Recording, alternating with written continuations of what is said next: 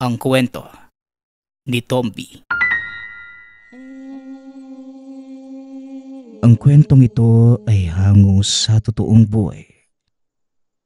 Mula ito sa isa nating tagapakinig. Karanasan ito ni Kaloy. Walang eksaktong taon. Probinsya ng Antique.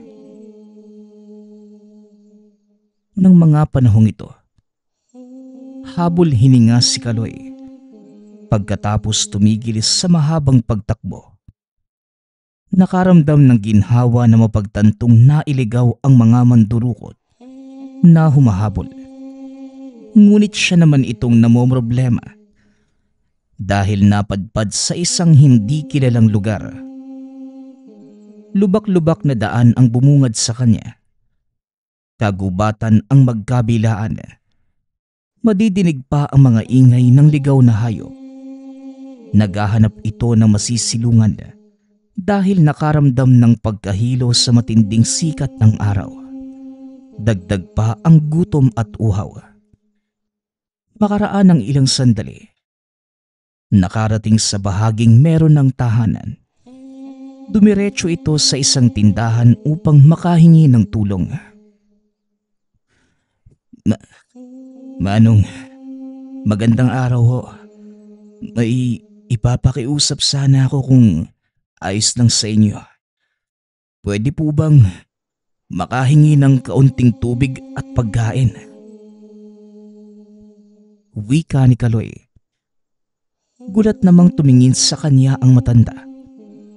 Ngunit kalaunan, nagbigay rin dahil sa awa. Tawagin mo na lang ako sa pangalang Miguel. Mukhang galing ka pa sa malayong lugar ah. Paano ka naman napadpad dito sa amin? Tanong ni Tatang Miguel. Kaloy po pala yung pangalan ko, Tatang Miguel. May tulisan pong dumayo sa lugar namin eh. Dinakip yung mga kabataan. Tinulungan ko pero ako naman yung natangay nila. Mabuti na lang at nakatakas ako sa sasakyan. Itong lugar nyo na po yung bumungad sa akin eh. Muling wika ni Kaloy. Hindi na bago ang kwento mong yan sa akin, iho. Marami na ang kagaya mong napadpad dito dahil dinakip ng masasamang loob. Marami na rin akong natulungan para makabalik sa kanilang pinanggalingan. Taga rito po yung nandurukot. May alam po ba kayo kung ano ang dahilan? Tanong ni Kaloy. Binuksan ng matanda ang pinto at pinapasok ng tahanan. Dali-dali ding isinara. Dito tayo mag-usap upang walang makakita sa'yo. Delikado sa katulad mong dayo. Baka mapagkamalang ka. Masasagot ko ang lahat ng katanungan mo nang base sa aking nalalaman. Hindi ko alam kung paniniwalaan mo. Pero sigurado kung oo. Alam kong naniniwala ka sa mga aswang. Tama ba, iho? Wika ni Tatang Miguel. Nagulat si Kaloy sa sinabi nito. Ngunit tumango na lamang bilang pagsagot. Oho, may kinalaman ho ba? Sa nilalang na ito ang nagaganap na dukutan. Tugon ni Kaloy. Ang yumao kong anak na si Ben ang nakatuklas dahil sinubukan niyang umanib sa grupong yon para malaman ang kanilang sikreto. Pinangungunahan ng mayamang pamilya ang sindikatong yon. Hindi lang sila nandurukot para sa ransom, kundi para na rin matugunan ang pangangailangan ng kanilang sikmura. Tugon ni Tatang Miguel. Kumunot ang noo ni Kaloy sa sinabi nito. Ngunit naiintindihan din naman ang ibig sabihin. Ibig sabihin, kung ganun, aswang ang pamilyang yun. Sigurado po ba kayo, Tatang? Tanong ni Kaloy. Hindi na sumagot ang matanda. Sinenyas na lamang tumahimik muna. Inasikaso nito ang mga kalalakihang huminto. bumibili ng pagkain sa tindahan. Tatang Miguel, wala ka po bang nakitang lalaki dito? Bagong muka. May inahabol kami kanina pero hindi namin naabutan eh. Wala bang napadpad sa lugar na to? Tanong ng lalaki. Ay, wala naman eho. Wala naman akong napansin na bagong muka. Tugon ng matanda. Ganun po ba?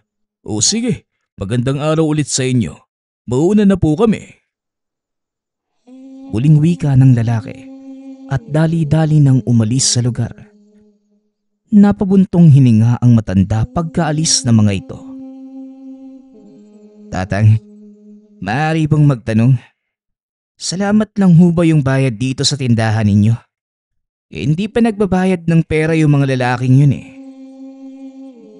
Tanong ni Kaloy. Pabayaan mo na, Kaloy. Nasanay na ako sa kanila. Hindi pwedeng magsalita kapag sila na ang kaharap. Hindi ko isusugal ang aking buhay kapalit ng kakarampot na barya. Tugon ni Tatang Miguel. Samantala, si Kaloy naman ngayon ang napabuntong hininga. Hindi makapaniwala na ganito ang sistema ng buhay sa lugar. May kakilala ko sa barangay namin. Pinsan ko ang kapitan. Kung gusto mong magpatulong para makauwi sa inyo, magsabi ka lang. Sa ngayon kumain ka na muna. Maraming pagkain dyan sa mesa. Magpakabusog ka lang at wag na wag kang mahihiya ha. Wika ni Tatang Miguel. Tahimik namang kumain si Kaloy. Abala naman ang matanda sa pag-asikaso ng tindahan. Marami ang bumibili, ngunit kagading umaalis lalo na sa tuwing may mapapadaang sasakyan. Na para bang natatakot ang mga tao roon. Patuloy lamang siya sa pagmamasid at meron pang ibang natuklasan. May iilang armadong lalaking dumaraan. Hindi ito alagad ng batas dahil nakasibilyan lamang. May takip sa mukha ang karamihan. Huminto sa tindahan ang iba upang makatangay ng pagkain. Meron pang pera ang pinunteriya. Tatang Miguel, nauumay na ako sa paninda mong pabalik-balik ka. Pahingi nga ako ng pera. Bibili ako sa kabilang tindahan. Wika ng isa sa mga kalalakihan. Makikitaan ng pandidiri ang mukha ni Tatang Miguel. Ngunit wala namang nagawa pa nang tutukan siya ng baril. Dali-dali niyang ibinigay ang salaping laman ng lagayan. Nang nagpumilit pa itong kunin ang lahat ng kita, magsasalita na sana si Kaloy. Ngunit mariing sumenyas ang matanda na wag. Nadaan naman sa pakiusap at lumakad na lamang. Pagkaalis ng mga ito, dali-daling lumapit sa kanya si Tatang Miguel. Kaloy, hindi ka pwedeng magpadalos-dalos dito. Bawat maling galaw sa lugar na ito, buhay ang kapalit. Mga armado ang lahat ng yon. Kaya kung maaari, huwag kang kikilos ng masama sa kanila. Wika ni Tatang Miguel. Manong, hindi na tama yung ginagawa nila eh. Hindi sila pwedeng umasta na parang mga hari. Tugon ni Kaloy. Matagal nang mali ang nagaganap sa lugar na ito, Kaloy. Nasanay na lamang kami. Ikaw ang dayo. Kaya makikiusap ako na sundin mo na lamang ang mga sinasabi ko kung gusto mong makaalis ng buhay dito sa lugar. Muling wika ng matanda. Napabuntong hininga na lamang si Kaloy. Mahirap para sa kanya ang sumunod na sinabi nito dahil wala sa bukabularyo ng binata na tumingin lamang habang merong taong inaagrabyado. Mabilis ang kanyang mga kamay para lumaban sa mga ganong sandali. Napatango na lamang ang binata para matapos na ang usapan. Nanatili siya sa tindahan ni Tatang Miguel hanggang sa sumapit ang gabi. Wala naman itong reklamo Natuwa pa dahil meron ng makakasama. Ilang taon na rin noong huling may nakasama ako sa buhay. Pagkatapos kasing malaman ng yumao kong anak ang tungkol sa grupong yon, tinugis siya. Hindi tinigilan hanggat may hininga pa. Sa katunayan, kung sino man ang maglalakas loob na alamin ang bagay na yon, matatagpuan na lamang na nakahandusay sa daan. Lahat pinapatay nila. Pwera na lamang kung tauhan, may tsansa pang palampasin. Wika ni Tatang Miguel. Mabuti po kayo, hindi na nadamay. Alam niyo yung tungkol sa kanila eh. Oo, pero hindi nila alam na anak ko si Ben. Magkahiwalay kasi kami. Dito ko sa tindahan. Siya naman doon sa totoong bahay namin. Parang suki ko lang siya sa tingin nila, kaya nakalusot. Isa pa, walang ibang tindahan na nagpapapasok sa kanila, kundi ako lang. Kaya iniingatan din nila na hindi ako banggain. Wala po bang nagaganap na engkwentro dito? Armado sila pareho. Tapos may nakita akong isang grupo kanina. Masama yung tingin sa kabila. Ilang beses nang nangyari ang ganyan. Sa awa ng Diyos, hindi naman ako napuruhan. Dahil meron din akong tinatangang kagaya mo. Wika ni Tatang Miguel. Nagulat si Kaloy nang banggitin ito ang tangan. Bigla siyang kinabahan at nagsimulang magduda. Natawa naman ang matanda sa kanyang naging reaksyon. Ikaw naman, Kaloy, huwag ka nang magduda. Ito ang aking tangan. Butya ng pandakaking itim. Ginagamit ko bilang proteksyon sa mga masasamang loob, maging sa ligaw na bala. Ikaw ba, bata? Ano ang tangan mo? Tanong ni Tatang Miguel. Matagal bago nakasagot si Kaloy. Nagdadalawang isip na ipaalam ang tinatangan. Pangil ng kalabaw ho. Minana ko pa sa tiyuhin kong manunugis. Noong namaya pa siya, ako ang sumunod. Wika ni Kaloy. Napakunot naman ang noo ng matanda. Pangil ng kalabaw? Aba, ngayon pa lamang ako nakarinig ng ganyan na. Ang alam ko, merong gabay na kalabaw pero ang maging mutya ang pangil nito. Bagong bago sa pandinig ko ah.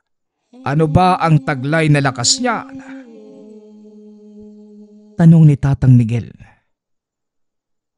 Sapat lang ho, Manong, para mairaos ko ang bawat engkwentrong susuungin ko. Tipid na sagot ng binata. Napatawa na lamang ang matanda.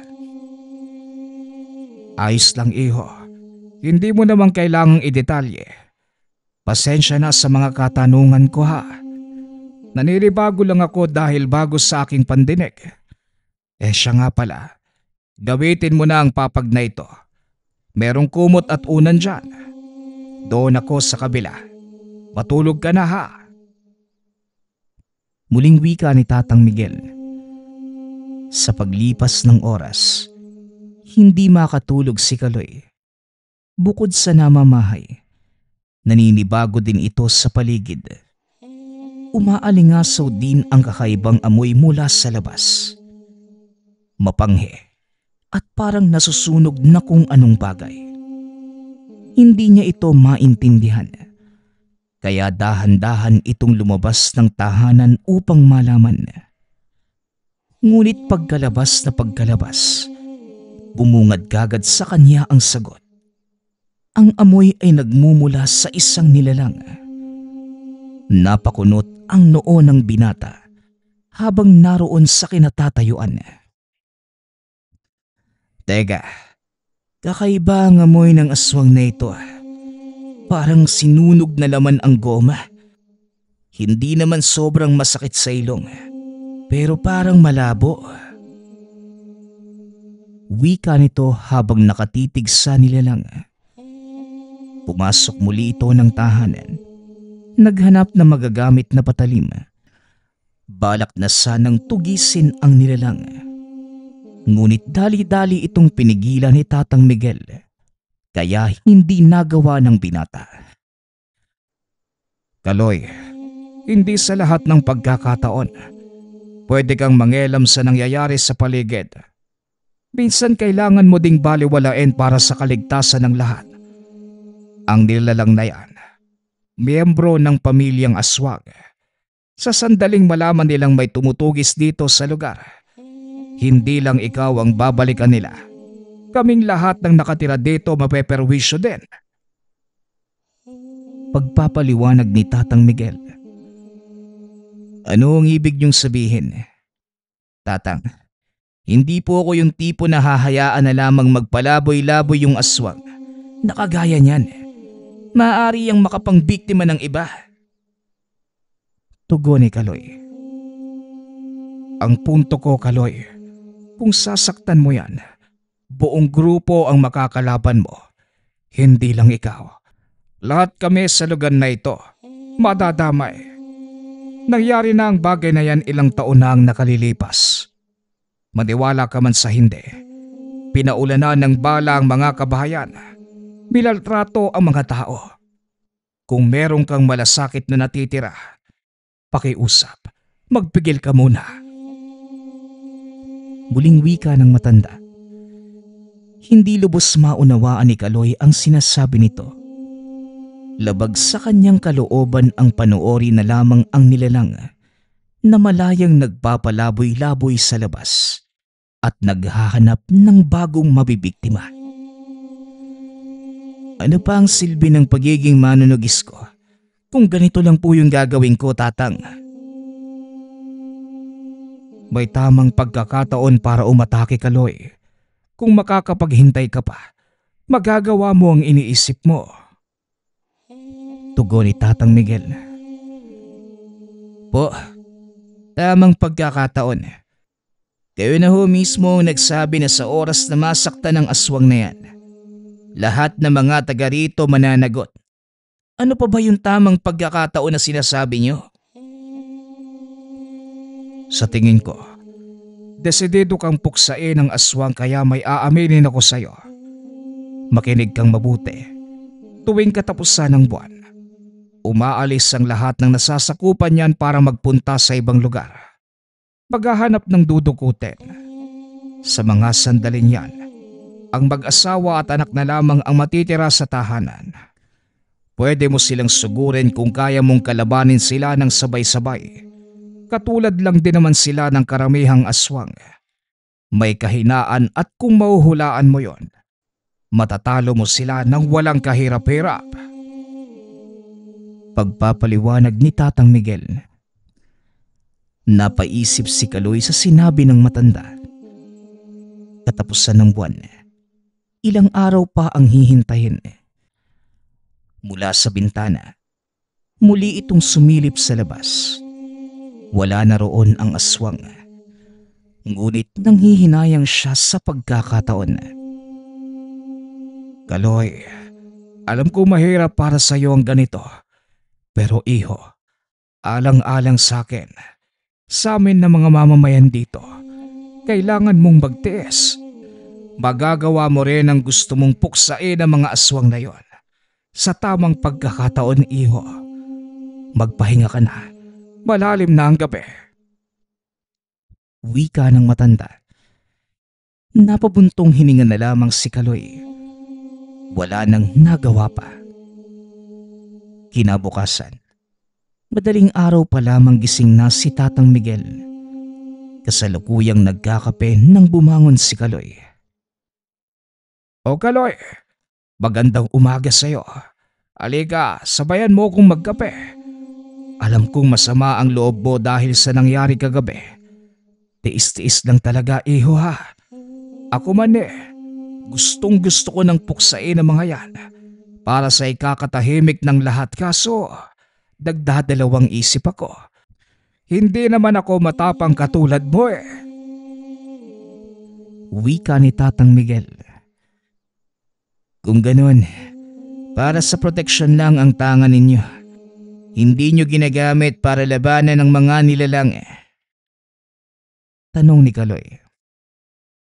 Ganun na nga iho. Matanda na ako noong nagkaroon Mahina na ang katawan para sumuong pa sa mga labanan. Tinatangan ko na lamang ito para maging proteksyon sa araw-araw na panganib. Ikaw, sa tingin ko sa'yo, isa kang magiting na manunugis. Sa tindig mong yan, hula ko, marami ka nang napuksa, tama ba? Sa awa ng Diyos, Tatang, mangilan-ngilan na rin po yung natugis kong kampo ng impyerno Bata pa lang ako. Noong natuto pero hindi kaagad nagsimula. Natatakot ako Pero kalaunan, nalusaw din ang takot na yon at naging matapang ako.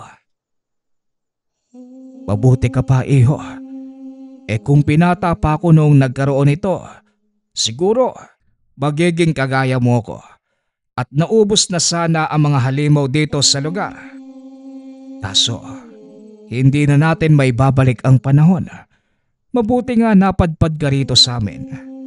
Aasahan ko ang tulong mo, Kaloy. Po, anong ibig niyong sabihin? Anong tulong ang maaasahan niyo sa akin? Tanong ni Kaloy. Kilala ko ang mga astang ganyang, Kaloy. Hindi mo man sabihin. Alam kong hindi ka aalis dito hanggat hindi mo napupuksa ang nilalang. Kaya aasa kong magagawan mo ng paraan ng bagay na ito. Walang ibang pwedeng humarap sa mga nilalang na yon, kundi ikaw lamang. Maaasahan ba kita?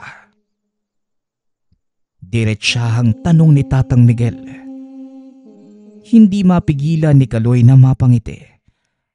Mag-isa ito sa buhay noon pa man at hindi naranasang merong taong nagtitiwala sa kanyang kakayahan. Makakaasa po kayo, Tatang Miguel. Wika ni Kaloy. Halos hindi ito makapagsalita sa labis na tuwa. Aba, ang ganda ng itian mo ha. Mukhang malaki ang kasiguraduhan na magiging payapa pagdating ng araw ang lugar na ito. Halika, magkape ka muna. Hindi pa sumisikat ang araw. Wika ni Tatang Miguel. Nanatili si Kaloy sa poder ng matanda. Tumutulong ito sa tindahan ngunit nag-iingat na hindi makita ng ibang tao. Lalo na ng mga tauhan ng aswang na pamilya.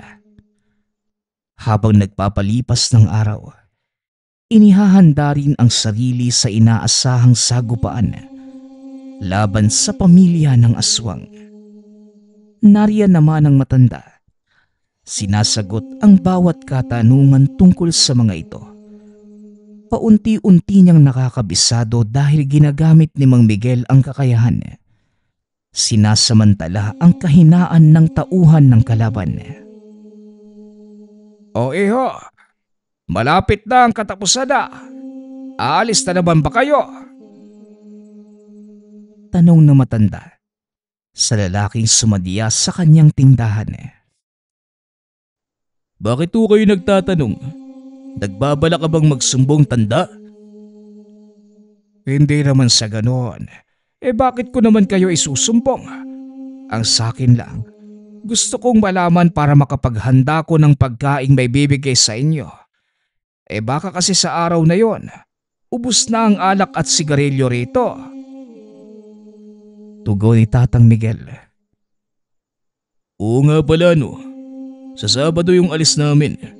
Di ko pwedeng sabihin kung saan Madaling araw kami lalakad kaya siguraduhin mo na nakahanda na yung mga kakailanganin namin sa biyahe. Damihan mo yung yose yung kulay pula. Akin na yung bigas at dilata. Wika ng lalaki. Kinuha nito ang inihingi sa tindahan. Pagkatapos, umangkas ng motorsiklo at umalis sa lugar. Wala talagang mabuting asal ng mga yun Kuha ng kuha rito sa tindahan. Hindi man lang marunong magbayad kahit kalahati. Wika ni Kaloy. Pabayaan mo na, Kaloy. Ang importante nito, sapat na ang impormasyong kailangan natin. Pulido na ba ang plano mo? Ilang araw na lang mula ngayon. Magsasabado na. Kailangang handa tayo para dire-diretso. Handa na ako, Manong. Nahasa ko na rin po yung binigay mong itak. Araw na lang po ang hinihintay natin. Mabuti kung ganon.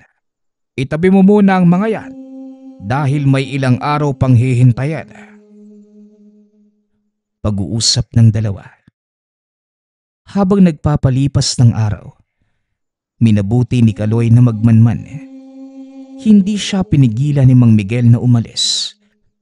Pinuntahan niya ang kagubatan kung saan naroroon ang tagungkutan ng mga kalaban. Sa mismong bundok ito gumawa ng tahanan. Hindi masyadong halata ng iilan. Kung hindi lang siya nasabihan kung saan banda, malalagpasan mo kagad. May mangilan-ngilang kalalakihang nagbabantay sa labas.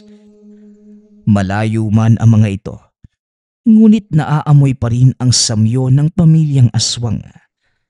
Sa katunayan, nakita niya ang padre de pamilya. Kung titignan, parang mga rebeldeng pinaghahanap ng otoridad. Nang mapansin niyang nagsikalat ang mga tauhan nito, napaatras na ang binata. Maaga pa para sumugod, kaya babalikan ko na lamang kayo. Wika niya sa sarili, sabay alis. Hanggang sa mabilis na lumipas ang mga araw, sumapit ang itinakdang oras ng pag-alis ng mga tauhan nito. Nakahanda na si Kaloy sa paglusob, ngunit pinabaunan muna ng paalala ni Tatang Miguel. Kaloy, hindi bang kita kilalang lubos? May tiwala pa rin ako sa iyo. Aasahan kong pagbalik mo rito sa aking tahanan, napuksa mo na ang pamilyang yon. Huwag ka ring magpadalos-dalos, iho ha. Kung alanganin, umatras ka muna. Marami pang pagkakataon at huwag kang sumugal sa alanganing sitwasyon. Paalala ni Tatang Miguel. Huwag ho kayo mag-alala. Pakatatandaan ko po ang lahat ng yan, Tatang Miguel. Maraming salamat sa tiwala. Lalakad na ho ako. Tugon ni Kaloy. Hinatid siya nito ng tanaw. Dumiretso si Kaloy sa kagubatan. Naging mapagmatiyag sa paligid dahil kahit wala pang nakikitang nilalang, maraming bakas sa hangin. Nang makarating sa tahanan nito, hindi siya nakalusob kagad dahil may mangilan-ngilang nakatambay sa labas. Nako, nagkamali yata si Tatang Miguel sa pagkakataong to. Hindi lahat ng tauhan umalis. Meron pang naiwan na iilan. Pero mukhang kaya ko naman to Wika ni Kaloy. Naghanap ito ng tiyempo. Pinag-aralan ang bawat galaw ng mga bantay. Nagsusugal pa ang mga ito at masyadong abala ang atensyon sa mga hawak na baraha. Inagaw niya ang pansin. Alisto nang madinig ang pagsipol. Ang ginawa niya, niligaw niya ang mga ito sa kakahuyan. Isa-isang inimbahan hanggang sa naitumba. Pagkatapos, nagmamadaling bumalik upang ang pamilyang aswang naman ang atupagin. Bago tuluyang lumusob, isang malakas na orasyong proteksyon muna ang sinagawa. Saktong pagkatapos ng orasyon, bumungad sa kanya ang padre de pamilya.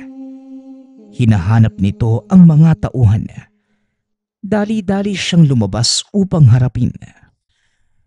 Antingero, ang lakas ng loob mong lumusob dito. Dito pa talaga sa mismong pamamahay ko. Alam mo bang walang manunugis na nagtagumpay sa pagpuksa sa pamilya namin? Isang pagkakamali ang binabalak mo, bata! Wika ng lalaki. Ganyan ba talaga yung lahi niyong mga aswang eh? Nauuna ang kadaldalan. Kung inakala mong mabibigo ko, bakit hindi natin subukan para magkaalaman? Hamon ni Kaloy. Aba, masyado ka namang nagmamadaling mamatay. Kalmahan mo lang bata. Diyan din naman ang bagsak mo. Tinatago mo pa ang iyong muka sa ilalim ng tela. Bakit? Natatakot ka bang makilala? Hindi ka taga rito ano? Masyado ka naman maraming sinasabi. Bakit hindi ka nalang magpalit ng anyo para makapagsimula na tayo? Nakakabagot ka. Wika ni Kaloy. Napangiti ang lalaki. Ilang sandali pa biglang may umatake sa likuran ng binata. Mabilis naman itong nakabawi. Hinabol ng pagtaga ang aswang. Nakakailag naman ngunit sa huli ay natamaan. Malala ang natamong sugat. Pagapang itong papalayo sa kanya, kitang-kita din niya ang pagkikiskisan ng ngipin ng lalaki. Binata pa pala ang isang to. Mukhang hindi sanay sa pakikipaglaban . Puro lang atake at walang depensa.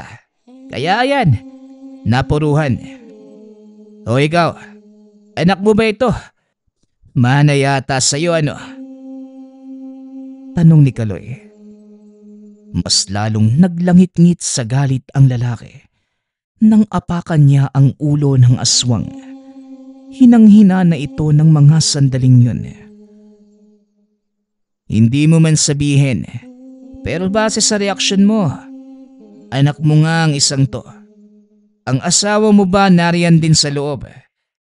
Tawagin mo para isabay-sabay ko na kayong lahat. Nanlaki ang mga mata ng lalaki nang paulit-ulit na tinaga ni Kaloy ang aswang. Ilang sandali pa ang lumipas. Wala na itong buhay. Dahil dito, wala nang nagawa ang lalaki kundi sumugod. Hindi na nagpalit ng anyo, ngunit malakas pa rin. Sa tanang buhay ko, wala pang nanakit sa aking pamilya. Ikaw lang ang bukod tanging nangahas. Tandaan mo, hindi kita bubuhayin. Wika ng lalaki. Paano kung ikaw ang sabihan kung hindi kita bubuhayin? Malulungkot ka ba? Pangaasar pa ni Kaloy. Hindi na sumagot ang padre de pamilya. Patuloy lamang ito sa pagsugod. Habang nagsasagupaan, lumabas ang aswang na babae. Dali-daling hinila ang bangkay ng anak. Sumigaw pa ito na patayin siya at pagbayarin sa kasalanang ginawa. Habang tumatagal, mas lalong lumalakas ang nilalang. Nasaan yung tao lamang ito ngunit hindi maikakaila ang kakayahan. Ilang beses ding naitumba si Kaloy. Kamuntikan pang mapuruhan. Ang lakas mo . Sayang dahil hindi mo na ipamana sa anak mo. Tignan mo nga yung asawa mo. Nagluluksa na sa kamatayan ng anak niyo. Wika ni Kaloy. Paraan para malingat ang lalaki. Nang sandaling napalingon ito, bumuelo ang binata. Inatake sa likod ang nilalang. Dito na nakalamang si Kaloy. Hawak-hawak pa sa leeg ang aswang. O sige, subukan mong humakbang. Pupugutan ko ng ulo ang pinakamamahal mong asawa. Wika ni Kaloy. Nang mapansin ang babaeng aswang na gustong lumapit, natakot naman ito at tumigil. Hindi mo ako madadaan sa ganito, bata. Kung hindi ako nagkakamali, ikaw ang nakatakas sa mga tauhan ko. Noong nakaraang mga araw, isang manunugis pala ang kanilang natangay. Pasalamat ka at hindi ka nila pinagkainteresan. Wika ng lalaki. Kahit hirap na sa pagkilos dahil patuloy lamang si Kaloy sa pagsakal sa kanya. Pasalamat ka mo mga tauhan mo na hindi ko naisipang iligpit sila sa mga sandaling yun. Marami ka ng taong nabiktima. Dumarayo pa sa iba't ibang lugar para mandukot ng mga inosente. Ano bang ginagawa mo sa kanila? Ano pa ba sa tingin mo? Gusto mo bang sabihin ko pa sa mukha mo? Ang iba ginawa naming pagkain at ang mga lamang loob nila ibinibenta para naman pagkakitaan. Sapat na ba ang sagot ko sa'yo? Tanong ng lalaki. Mas diniina ni Kaloy ang pagkakasakal. Napadaing ang lalaki nang unti-unting bumaon ang patalim sa leeg. May gana ka pang sumagot ng ganyan. O sige, tignan natin kung makakatawa ka pa. Wika ni Kaloy. Hindi na nagdalawang isip ang binata. Itinarak ang itak sa leeg nito. Sinundan ng taga sa ulo at muka. Pagbagsak ng lalaki sa lupa, sumunod naman ang asawa. Pinaulanan siya ng kalmot. Sinubukan pang mangagat. Mas bagay kang maging aso kumpara sa aswang. Tumubi ka na sa asawa at anak mo. Wika ni Kaloy. Tinagarin ito ng binata. Hindi tinigilan hanggang sa hindi humahandusay. Napabuntong hininga na lamang pagkatapos. Tinignan ang sariling katawan. Wala namang natamong sugat kahit paulit-ulit na natatamaan sa engkwentro kanina. Tinapos niya ang pamilya ng aswang sa pamamagitan ng pagsunog sa kanilang mga bangkay. Isinama na rin ang kanilang tahanan. Umalis lamang ang binata nang maging abo ang mga ito. Pagkabalik ng tahanan, nakaabang si Tatang Miguel sa kanya. Hindi maitago ang tuwa nang makita siyang makauwi. Kaloy, maraming salamat sa Diyos. Nakabalik ka ng buhay. Nababahala ko dahil ilang oras na ang lumipas magmula nang umalis ka. Kumusta ang lakad mo? Gusto kong makarinig ng mabuting balita. Salubong sa kanya ni Tatang Miguel. Tatang, ano pa ba sa tingin niyo ang kalalabasan ng plano natin? Tugon ni Kaloy.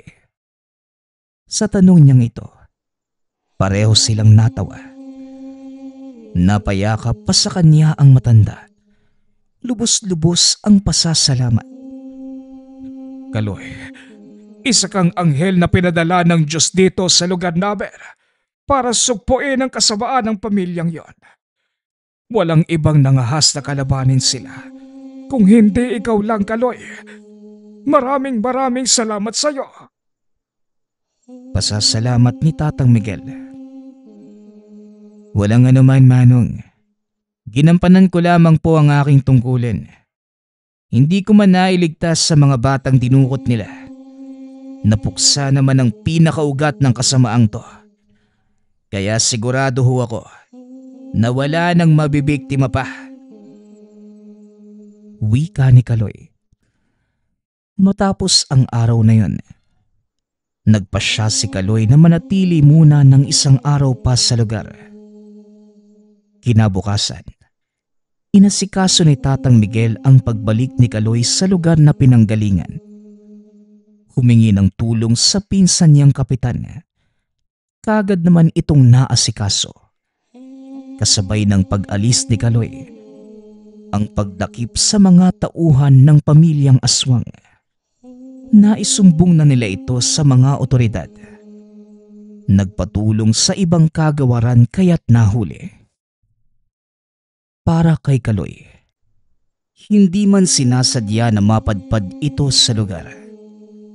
Ngunit yon ang nagdulot ng pagbabago nang mapatay niya ang pamilya ng aswang na matagal nang nagbibigay kadiliman sa lugar at nagbigay ng kalayaan sa mga taong naroroon. Matapos ang tagpong ito, hindi na siya muli pang nakabalik sa sitio. Ngunit alam ng binata na kahit hindi niya na muling nakita si Tatang Miguel, masaya itong namayapa na malaya na ang lupaing sinilangan.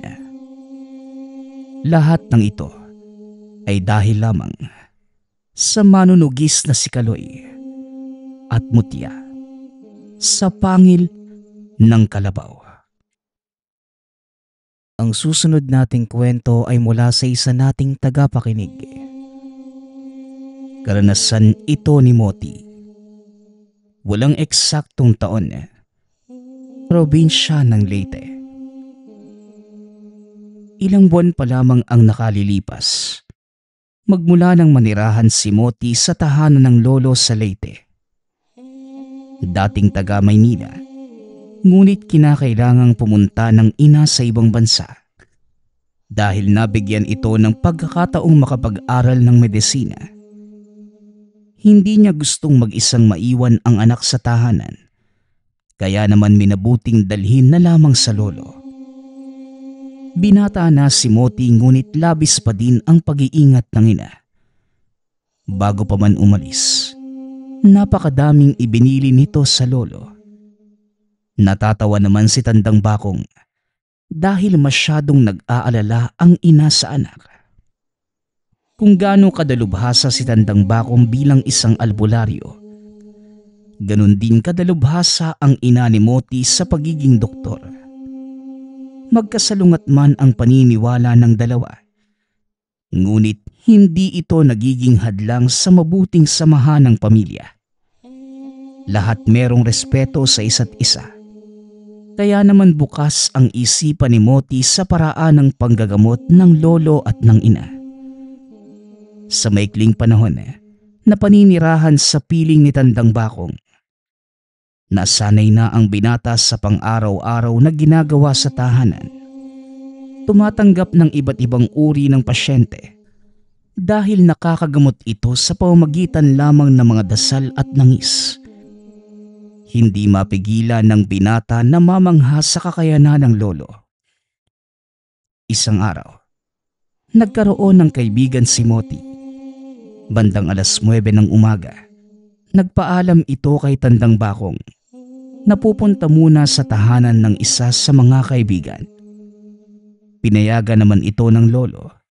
Nagbili na mag-iingat sa daan. Bago tuluyang makaalis, napansin ng binata ang isa sa mga pasyente ng matanda. Ang buong mukha nito ay naging kulay berde at mukhang napakagaspang din ng balat. Matapos matitigan, umalis na din dahil nakita ni Moti na nasa labas na ng bakuran ang kaibigan at nag-aantay. Sa buong maghapon, wala naman ibang ginawa ang magkakaibigan kundi tumambay sa bundok. Dahil bawal nang magpunta doon sa susunod na linggo dahil Kwaresma na, sinulit nila ang pag-akyat at nanguha ng buko. Tuwang-tuwa naman ang binata. Nagustuhan niya talaga ang bundok simula nang makauwi ng probinsya. Ilang oras pang kumain ang magbabarkada ng buko at bandang 6:00 ng gabi, naglakad na papauwi. Pagkarating sa bakuran, nagulat si Moti dahil nagsikalat na ang mga gamit ng lolo. Unti-unting lumapit. Nagulat dahil ito ang mga libreta ng matanda na itinatago sa isang baul. Punit-punit lahat na parang may galit ang sino mang gumawa. Dahil sa nakita, nakaramdam ng kaba si Moti. Patuloy na naglakad papasok. Naghanap sa bawat sulok ng tahanan ngunit ni anino ng lolo, hindi na nakita pa. Dali-dali itong lumabas ng tahanan para itanong sa mga kapitbahay kung nakita ba nila ang matanda. Lahat naman ng mga ito ay sumagot na hindi. Madilim na ang daan. Nakaramdam na din ng pagod ang binata. Kaya napagpasyahang umuwi. Biglang nagulat si Moti ng kalabitin ng isang baliw na babae na nasa likuran. Ito ang matagal ng baliw na naninirahan sa barangay. Ayon sa sabi-sabi, iniwanan ito ng asawa at hindi kinaya ng isipan. Hindi naman ito nagwawala o nananakit. Madalas mahilig lang itong magsalita sa napakababang boses. Tinignan ito ni Moti. Tinanong kung ano ang kailangan. Hindi man maayos ang pananalita. Pilit pa din itong iniintindi ng binata. Nalaman mula doon na huli nitong nakita ang lolo na may kasama na isang babae. Nang tanungin niya ang baliw kung saan pumunta, kaagad namang tinuro ng baliw ang direksyon. Bukod doon ay wala nang ibang impormasyon pa ang nasabi. Nagdadalawang isip ang binata na sundin ang itinurong daan. Papunta ito sa gubat at naalala din ang sinabi ng mga kabarkada. Mapanganib doon tuwing gabi. Dahil baguhan at hindi pa naman lubos na kabisado ang lugar, minabuti ni Moti na umuwi muna habang ang baliw naman hindi na napansin kung saan napunta. Pagka-uwi ng tahanan, hindi niya maiwasang manghina. Dahil hindi alam kung nasaan na ang lolo. Kahit magulo ang isipan, minabuti ng binata na magpahinga at kinaumagahan na magpatuloy sa paghahanap. Pagsapit ng umaga, hindi pa man nakakabangon may nadinig ng katok sa pintuan. Kaya kagad itong tumayo at pinagbuksan. Isang matandang lalaki ang tumambad na halos kasing edad lamang ng lolo. Ikaw ba ang apo ni Bakong? Hanapin mo ang libretang nababalot ng pulang tela sa mga kagamitan ng lolo mo. Pagkaabot mo sa akin, maghanda ka na at meron tayong pupuntahan. Wika ng matanda. Dahil sa nadinig ang pangalan ng lolo, hindi na ito nagdalawang isip pa at kagad pumasok sa kwarto. Hinalungkat ang lahat ng gamit ng lolo pati na din ang baul. Hanggang sa nahanap ang sinasabi ng matanda. Maalikabok, nakabalot sa pulang tela. Hindi man binuksan ngunit sigurado na ang binata na yon ay isang libreta dahil sa hugis nito. Inilagay na lamang sa bulsa at mabilisang nagpalit ng pang-itaas na damit. Pumunta na sa matanda at iniabot ang libreta. Hindi naman ito nagsalita pa. Diretsyong naglakad kaya sumunod na lamang si Moti. Habang naglalakad ang dalawa, napapatanong pa ang binata sa kalagayan ng lolo. Ngunit ang palaging sagot ng matanda, maya-maya ay malalaman mo ang kasagutan. Kaya naman hindi na nangulit pa si Moti. Halos 2 oras ang lakaran hanggang sa makarating sa isang kubo sa gitna ng gubat. Iniabot ng matanda kay Moti ang libreta at sinabing, Kinakailangan mong maghanda, Moti. Ikaw mismo ang magliligtas sa sarili mong lolo. Buksan mo ang libreta at basahin mo ng pabaliktad. Kapag namemorya mo ang ikahuling pahina, abisuhan mo ko at saka pa lamang tayo pupunta sa kinaroroonan ng iyong lolo.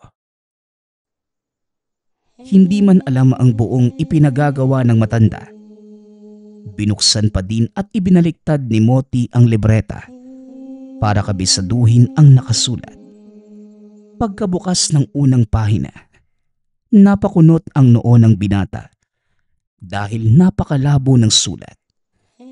Napansin ito ng matanda at ayon rito, kailangang itapat ang kada pahina sa araw para mas maging malinaw. Nang ginawa nga ni Moti ang sinabi ng matanda, namangha ito dahil parang bagong gawa ang libro ngunit kapag inaalis sa araw, muli itong magiging luma. Maghapong naging abala sa pagmememorya ang binata.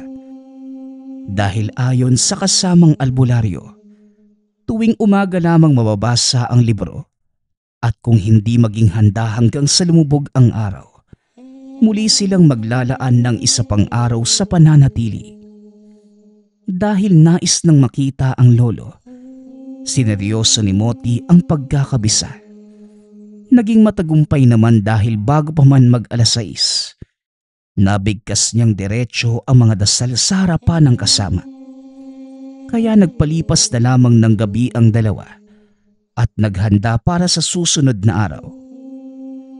Pagtungtong ng alas 4, nag-umpisa ng maglakad sila Moti. Habang nasa daan, paulit-ulit na binibigkas ng binata sa isipan ang nakabisang orasyon. 3 oras ang paglalakad ng dalawa hanggang sa marating ang isang bundok. Malayo pa man, ngunit tanaw na tanaw na ni Moti ang lolong nakaupo sa paanan nito. Maya-maya pa, may isang babaeng tumambad sa lolo. Sinapak ito. Nagulat si Moti at tinangkang tumakbo, ngunit kagad siyang pinigilan ng albularyo. Huwag kang magpapadala sa nararamdaman mo, iho. Alalahanin mo, buhay ng lolo mo ang nakasalalay sa bawat maling galaw na gagawin mo. Makinig ka.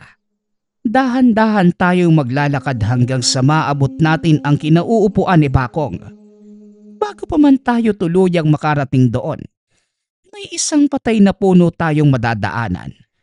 At sa oras na yon, mawawala ako sa tabi mo. Pagmasdan mo ang paligid at kapag nakita mo ang 2 ahas na naglalaban, bigkasin mo na ang orasyon. Wika ng matanda. Napatango si Moti at hinihanda ang sarili. Dahan-dahang naglakad ang dalawa. Nagtago sa likod ng madaanang puno. Nakailang hakbang pa, nakita na ng binata ang sinasabing puno ng matanda. Lumingon pa ito para sumenyas sana, ngunit hindi na nakita. Lumabas sa pinagtataguan ang binata at lumapit sa puno. Dito niya nakita ang 2 ahas na naglalaban, ngunit napansin itong may pinag-aagawan silang gintong bola. Hindi niya maiwasang makaramdam ng takot dahil napakalalaki ng mga ito. Habang papalapit, mas malakas niyang binibigkas ang orasyon hanggang sa nakitang mamatay ang isang ahas. Napatigil ito sa pagbigkas. Maya-maya pa, lumapit ang isang ahas sa kanya. Hindi alam ni Moti ang gagawin dahil nakatitig lamang ito sa kanya habang iginagalaw ang ulo. Hanggang sa bumuka ang bibig, may iniluwa na puting bato. Pinulot ng binata ang bato at tumakbo papunta sa kinaroroonan ng lolo. Dumating itong naghahabol ng hininga. Walang ano-ano, itinapat ng isang babae sa dibdib ang napakahabang itak. Tinitigan ito ni Moti. Nabatid na yon ang babaeng nagpagamot sa lolo dahil hindi pa din nawawala ang kung anumang kulay berde nito sa buong muka. Tinignan naman ng binata ang lolo. Nakitang lumuluha habang nakatingin sa kanya.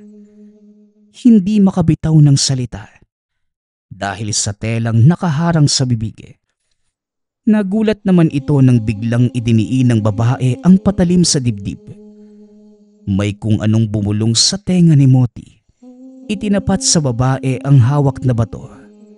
Kasabay nun, may isang ahas na tumuklaw sa binti ng babae at bigla itong humandusay sa lupa. Matapos ay yumuko kay Moti sabay gumapang papalis. Nang makaalis ng tuluyan, lumapit na ang binata sa lolo. Tinanggalang nakapulupot na lubid sa kamay. Nagulat ito nang makitang putol na ang mga daliri ng matanda. Dahil dito, maluha-luha ang binata sa bayakap sa lolo. Sa mahinang boses, narinig niyang nagpasalamat ito sa kanya. Inalalayan na ni Moti si Tandang Bakong. Dahan-dahang naglakad papauwi. Nang magawi sa may patay na puno, hinanap nito ang kasamang albularyo. Ngunit hindi na niya muli pa itong nahanap. Wala na ding nakitang ahas pa sa lugar. Itinuloy na lamang na maglolo ang paglalakad. Pagkarating sa tahanan, naabutan niyang nakaupo sa may bakuran ang albularyo. Mabuti naman at napagtagumpayan mo, Moti, ang pagsubok. Ipasok mo na si Bakong para magamot ko na ang mga natamo niyang sugat. Wika ng albularyo. Inalalaya ni Moti ang lolo hanggang sa makaupo ito sa loob. Pinatanggal ng manggagamot ang pang-itaas na damit. Nagulat ang binata nang makita ang mga pasa sa katawan. Kaagad din naman itong pinahiran ng langis ng kasamang albularyo. Bago pa man matapos, may usal itong nabanggit, kasabay ng pagtakip sa mga putol na daliri. Matapos ay nagpaalam na at umuwi. Sa buong maghapon, nagpahinga na lamang si Tandang Bakong. Nangihina pa ang katawan nito. Pagsapit ng 7:00 ng gabi, matapos makapaghapunan kasama ang lolo, nagpahangin muna si Moti sa bakuran. Habang nakaupo, naramdaman itong gumalaw ang bato sa bulsa kaya naman hinugot niya ito. Pagkakuha, nakita niyang nagliliwanag ang bato nang walang ano-ano'y. Bumungad sa harapan ng babaeng baliw sa barangay. Katabi ang isang ahas. Pinagmasdan niyang mabuti ang ahas at nabatid na yon ang mismong ahas na tumulong sa kanya sa bundok. Ngumiti naman ang baliw. Sa unang pagkakataon, nakapagsalita itong klaro sa tenga ni Moti. Ayon dito, pangalagaan ang mutya. Dahil sa kanya lamang ito pinagkaloob ng kalikasan. Matapos mabanggit ang mga katagang yun, kagad naglaho ang dalawa. Nanatili namang tulala si Moti dahil napakabilis ng mga pangyayari at bakit sa kanya pa naibigay ang mutya. Pagkapasok ng tahanan, inilahad niya sa lolo ang mga nangyari. Natuwa naman ito at sinabing, "Mapalad ka po. Marami ang naghahangad ng mutya na yan dahil sa kakayahang makapagturo ng mga sinaunang mga ginto. Sa katunayan, yung babaeng nagdala sa akin sa bundok ayan yung pakay. Pinilit niya akong kunin ang mutya, ngunit hindi naman ako nagtagumpay. Dahil hindi para sa akin niya nakalaan. Kahit albularyo pa ako. Pagkaingatan mo yan, apo. Hindi naman yan basta-basta mawawala hanggat hindi ginagamit sa kasamaan." Dahil sa nadinig, hindi malaman ni Moti ang magiging reaksyon. Inabutan din ito ng botelya ng lolo. Ibinilin na ilagay ang mutya doon para gawing kwintas. Magmula ng araw na yun, unti-unti nang natanggap ni Moti ang kaloob na mutya. Hindi naman ito nagkamali sa tamang paggamit dahil sa gabay na rin ng lolo. Hanggang sa lumipas ang ilang taon, nakauwi na rin ang ina. Ngunit hindi naman siya nito nagawang kontrahin o pagbawalan sa tinatangan. Nangunguha na din ng mga lumang ginto si Moti. Kaya naman nakakainkwentro ito ng kung ano-anong mga nilalang dahil yun ang kaakibat ng mutya. Ang mga pera naman na nakukuha sa pagbenta ng ginto, karamihan ibinibigay sa pagpapaayos ng simbahan. Sapat lang ang kinukuhang halaga sa pambili ng sariling pangonsumo. Hindi nagtagal. Dahil sa katandaan, sumakabilang buhay na si Tandang Bakong. Samantalang hindi naman pinagpatuloy ni Moti ang panggagamot ng lolo. Ngunit patuloy naman ito. sa pagtulong sa mga nangangailangan. Nagpapasalamat nga pala ako sa lahat ng sumusuporta sa ating channel. Nawa ay patuloy niyong suportahan at pakinggan ang ating mga kwento. Hanggang sa muling pakikinig. Paalam.